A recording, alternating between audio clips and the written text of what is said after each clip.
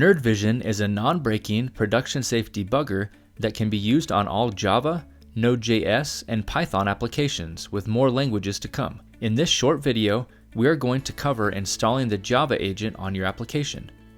The nerd.vision Java agent is available as a jar file to download. Installing the Java agent is a two-step process. If we look at the Agent Quick Start Guide in the Debugger UI, we can copy the commands directly from the page.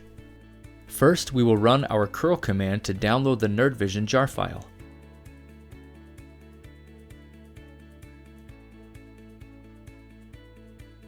We will then run our Java application with the Java agent command as a JVM argument.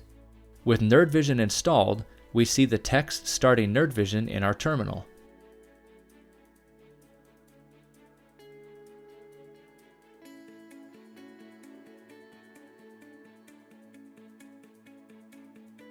If we go to the Debugger UI, we can now see we have a connected client.